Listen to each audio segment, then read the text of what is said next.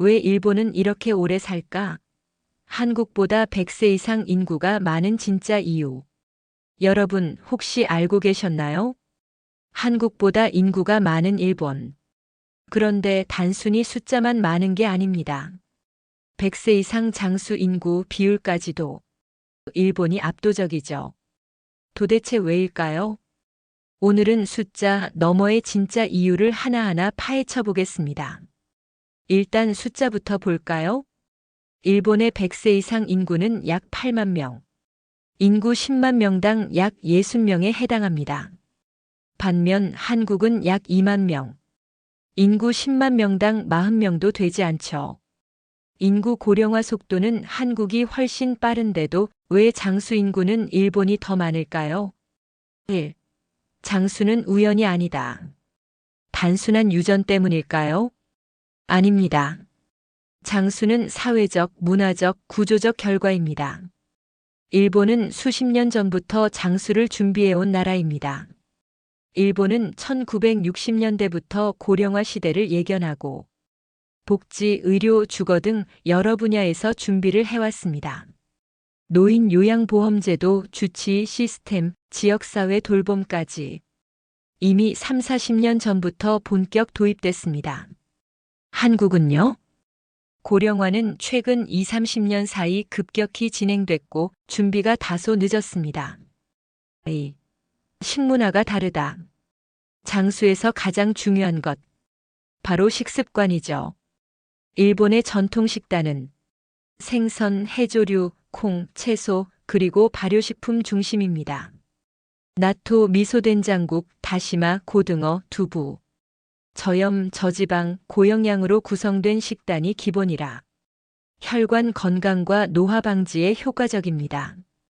한국도 전통적으로 건강한 음식이 많지만 현대에 들어 짠 음식, 고기 중심, 외식 증가 등의 영향으로 식생활이 바뀌며 질병 부담이 늘어나고 있습니다.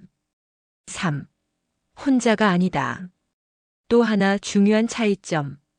바로 사회적 연결입니다. 일본의 장수 노인들은 지역 커뮤니티 활동, 자원봉사, 노인 동호회 등을 통해 사회적 고립을 피합니다. 특히 오키나와 지역은 이키가이 살맛 나는 이유를 강조하고 모아이라고 불리는 작은 공동체 모임을 통해 서로 안부를 묻고 함께 운동하고 식사도 나누며 사회적 유대감을 유지합니다. 이런 활동은 외로움, 우울증, 치매를 막는 데 큰 역할을 합니다. 한국은 도시화가 빠르게 진행되면서 노인 고립과 우울증 문제가 상대적으로 심각합니다. 4. 일상이 곧 운동. 일본의 고령자들은 매일 정해진 시간에 식사하고 산책이나 가벼운 농사 등으로 몸을 꾸준히 움직입니다. 일본의 8, 90대 어르신들, 아침이면 걷기, 자전거 타기, 밭일을 합니다. 가벼운 일상 활동이지만 이게 바로 최고의 운동이죠.